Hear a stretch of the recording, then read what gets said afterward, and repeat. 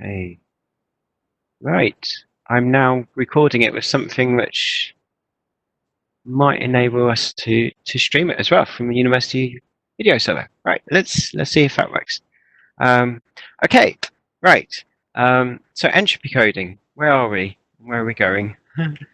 So entropy coding is something we've been looking at for a couple of weeks now. So we started off looking at Huffman coding.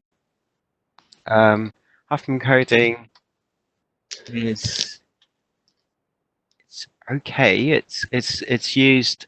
It is used quite widely. Um, it can help save space, as we've seen. Maybe somewhere between 20 to 90% of space. It has the sort of a nice algorithm associated with it, so we can save space basically by assigning variable length codes to the symbols that need to be transmitted um, or stored and things like that. So there's a little example here. We've got symbols A to F. And the frequency of those has been recorded. So we've got 45,000 A's, 13,000 B's, etc., all the way down to the F's, which are the least frequent, apparently, okay, of 5,000. So a fixed length code word is we've only got 6 symbols. We can use just 3 bits. So 3 bits each. So 000 for A, B's got 001, etc. Okay, so those fixed length codes, it's fairly simple, but maybe there's a clever way of coding that. And yes, with the Huffman code, we can do this by having a 0 for the most frequent symbol that's going to be transmitted. So that's just symbol 0 there. For the other ones, we've got 101 for B. D's got 111, and then for the least frequent ones, we've got 4 symbols each. So yeah, for fixed length code, for this particular sort of example, we've got 300,000 bits being used. For variable length code words, that reduces down to 224,000. So there's a bit of a space saving to be had there. Okay, 25% perhaps. Okay. So yeah, this is something we've already looked at. As you know, we remember we've got the fixed length code word can have a tree like this where everything's got the same depth, and then the Huffman version of a tree, which we saw how to derive that, has sort of different depths for the different symbols. So the least transmitted symbols have the greater depth, and then we can read off the codes off the branches of the tree.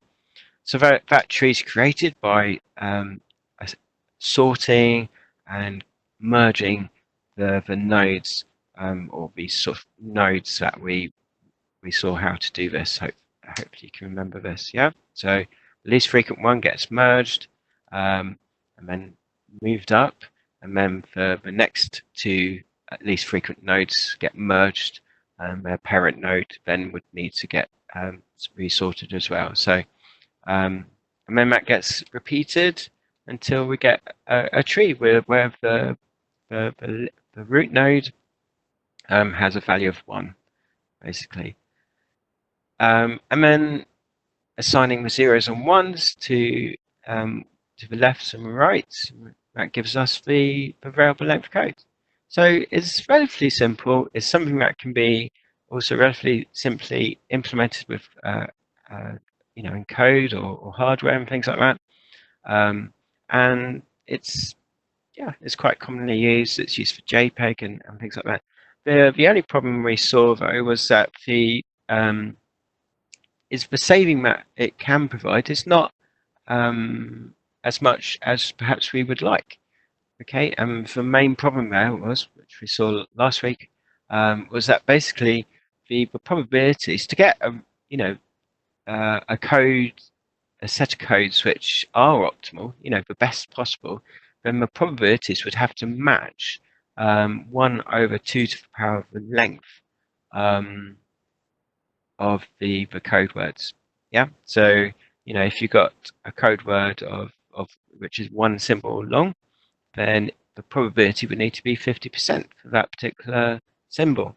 If it was 2, then the probability would need to be 25% or similar. So all of that, requires a particular set of circumstances which are unlikely to occur just by accident, or in the real world. Nevertheless, space can be saved in that way. So there's the sort of the proof to show why that's the case. And then we started looking at something called arithmetic coding. Arithmetic coding does provide an opportunity to sort of depart from that condition, that need to have those probabilities exactly matching the 1/2 to the power sort of rule. And we started looking at a couple of problems last week, or one of them. So the idea with arithmetic coding is it works with probabilities again, but then it subdivides a number into smaller and smaller sections until we get a sub-range of that number, which exactly not exactly, but corresponds to a range of numbers that we should have for the message that we're going to transmit. So it's very dependent on also the message being transmitted.